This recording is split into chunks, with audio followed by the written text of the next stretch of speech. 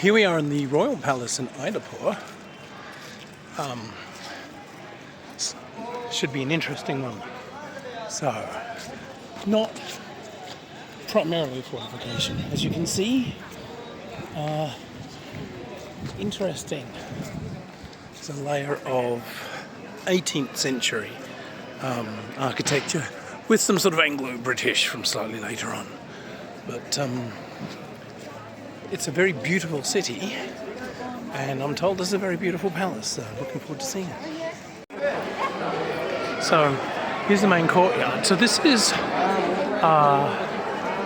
all founded in about 1537. Look at these beautiful paintings. I love the faces. Hang on the elephant cloth. It seems very Games Workshop to me, but you know, it's just because there's something wrong with me. But so this is the courtyard through the first gate, the inevitable 90-degree turn to stop charging elephants. But yeah, there's going to be a very interesting spot by the looks of it. Just the most beautiful decor, slightly different style to other places. But as you can see, these amazing gates and so on within the courtyards. Very pretty. I'm looking forward to having a wander. Okay, so gangbusters.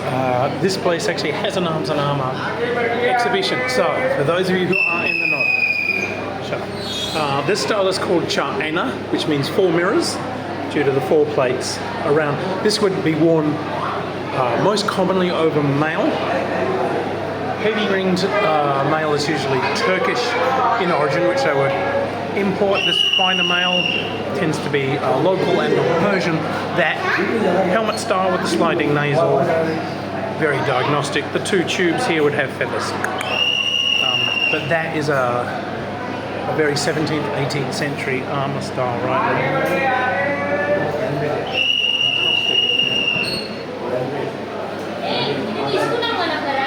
And if that guy blows that whistle too much, it might go where the sun don't shine. So, chausses, so that's literally male pants. Knee insets with spikes, you'll notice. Just for kneeing people in the cods. Again, pretty fine mail. Some splints for the upper knees. It doesn't go all the way down because you're wearing boots, which are jack boots.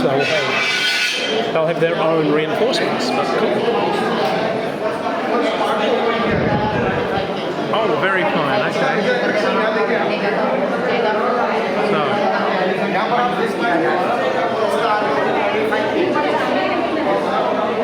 again, the lunate nasal on the helmet. 2 swords. One is probably his, one is a sword he is carrying for a noble that he serves, so he'll be a sword bearer. Very, very fine mail busting point, steel hafted all the way down to the first handguard. I actually really like, as a spear fencer, I have to say I really like the look of that. The two hand stops here, nice. Yeah, it has a ferrule on the end. Wow, but so here is our horse. This style is often, the translation is shining ponds, because the mail is an ocean and the plates are like shining islands. So you can see a full bar there. I'm not sure why they put a bloody silly ram's horn on it. It'll have a chamfron. Here's the full mail. Same helmet style, no sliding nasal. This is the heavier mail I mentioned. Whoops. Go home, your igloo is on fire. Yeah, it goes up at the front. So it comes on and off like a coat.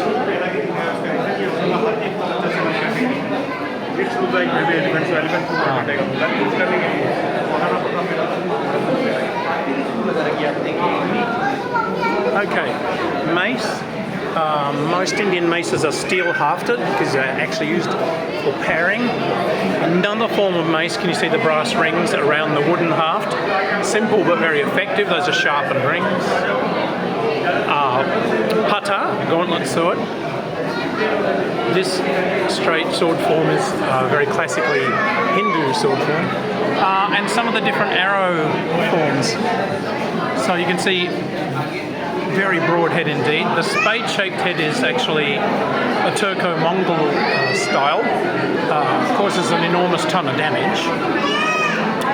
A couple of whistling head arrows. Some bodkin points. And that huge lunate one there, that's for cutting ropes and rigging.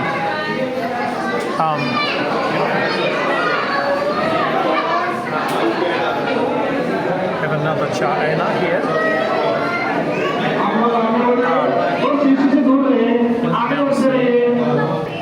So some brass links worked in to make a zigzag pattern.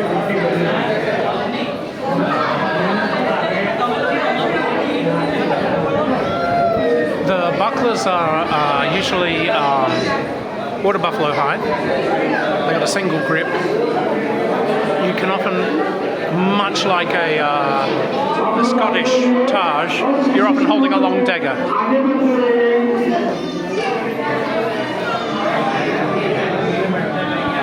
Far more Raj. This is very 19th century.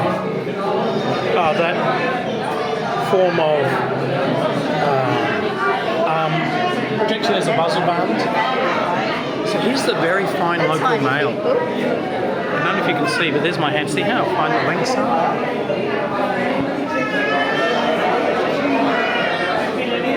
Another one of those rather excellent shields.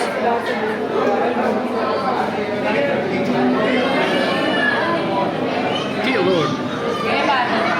Look at that.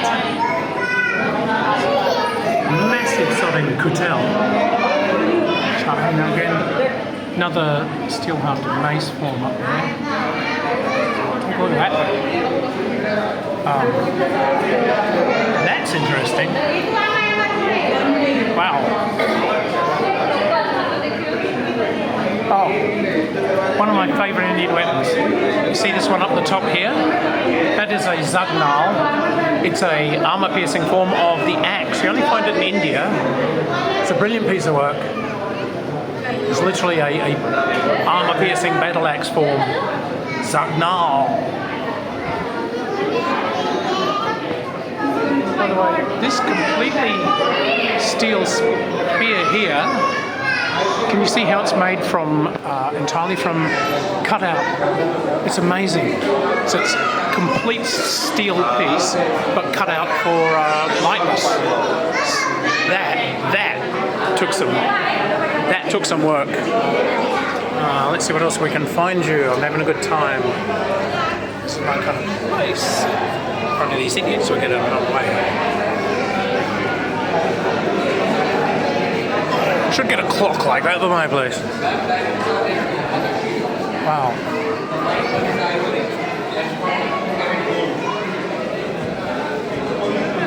So these are more characteristically Mughali swords, so you can see the curve. But look at the tips on these, weighted for the extra cut. Copy forms. These are interesting. Tips always. So that very sharply curved ones, Shamshir, these are formed too. Kora is the name of these. Bandu workshop.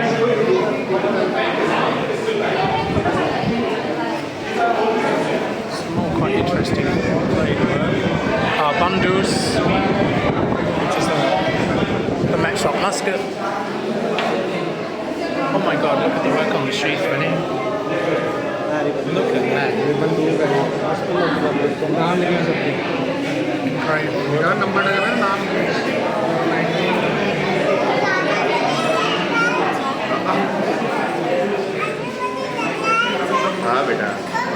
This is another local axe form with that forward curve. Here's a double weapon, I don't know if you can see. Pistol with a stabby thing on it.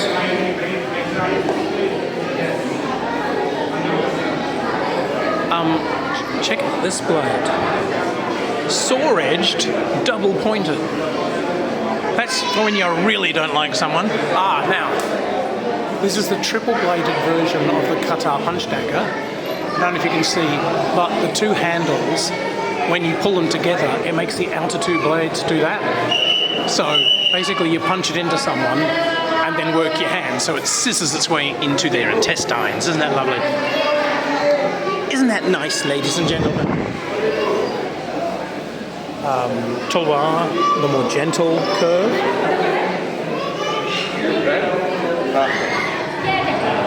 Cha'ena.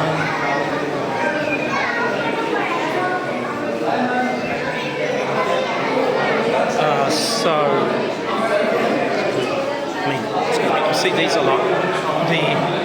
The horse head dagger is very characteristically Mughal. You'll get a lot of these spikes on the disc pommel. They're used for basically not only bashing someone in the head, but you'll also see a longer version of it, which is adapted for basically tugging someone's shield out of the way as you strike over. There's a crystal handle dagger. Short tang, but we'll forgive him. An H-shaped. Short magazine, Lee Enfields. Stuff that won the Empire.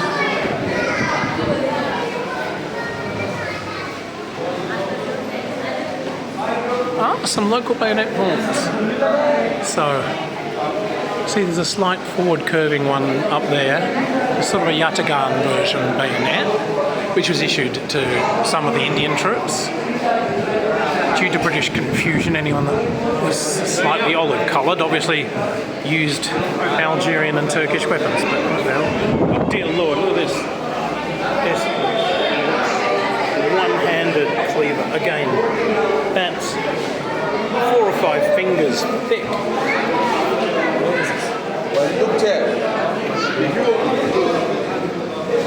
So this has been a good collection, folks. Haven't seen much armour preserved so far. Bandurs. Then you can see there's a very fine multi-chambered flintlock there. So it looks like a 5-barrel flintlock. Oh, sorry, a 5-chamber flintlock. This is a double barrel. Here's a 4-barrel powder gun.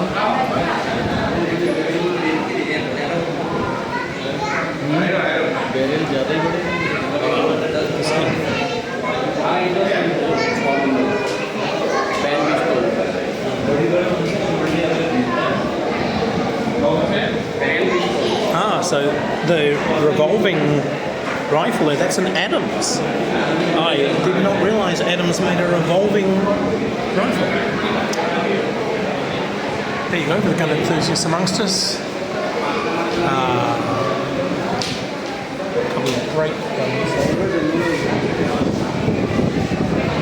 That's a Khyber sword, that giant kitchen knife. Brutal thing, amazing. Another one of these. That's a hell of a chopper. Can you see the inside edge is actually the leading edge on this one, so it's a reverse curve. That is the leading edge, so cutting over the shield.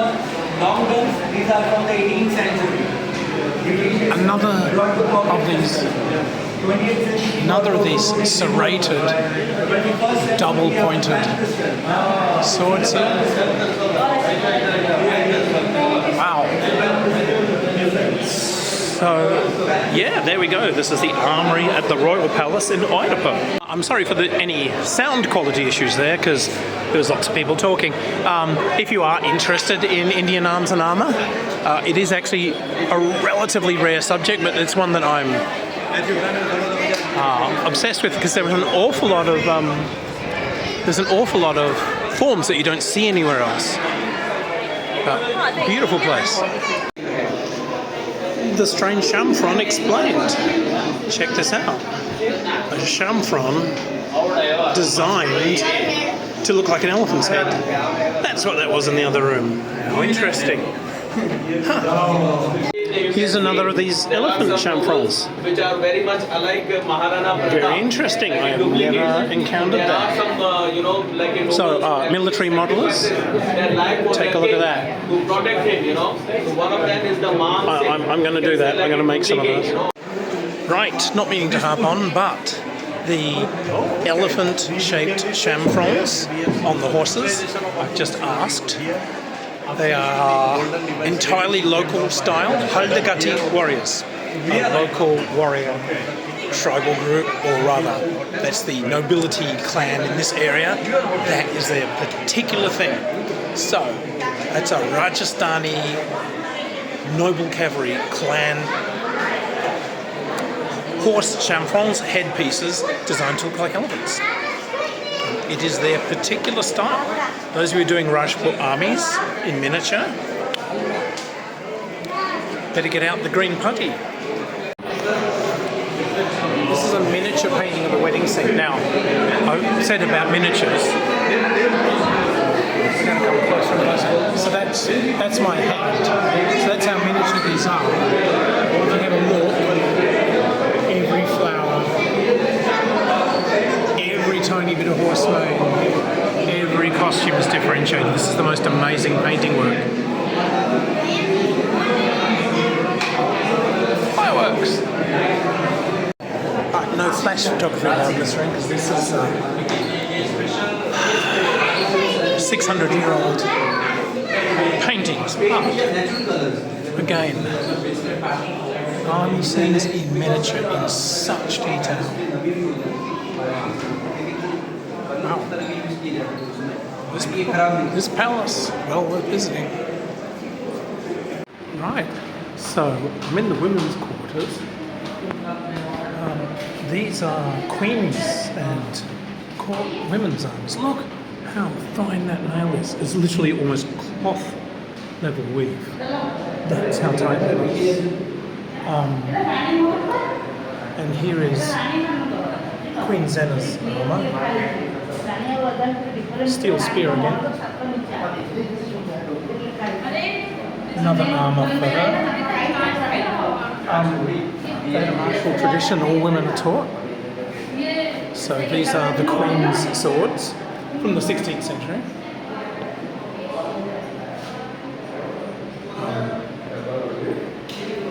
Robe daggers, tulwar. That's her button. So,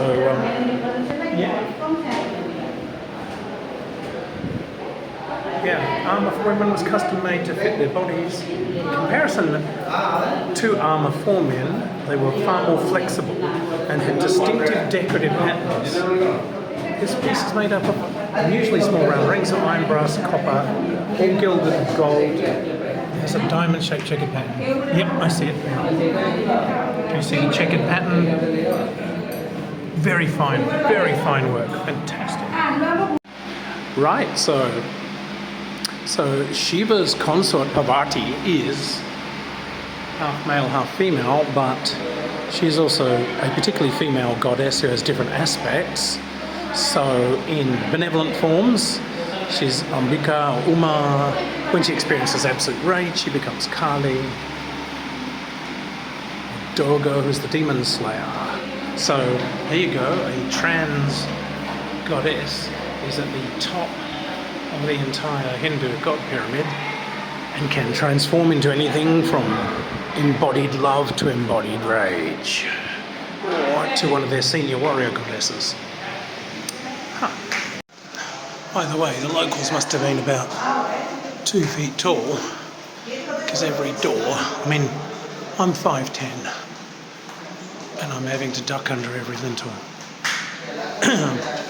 So, yeah, they might have been built like brick shit houses, but they were Probably about as tall as this girl. Having a chocolate ice cream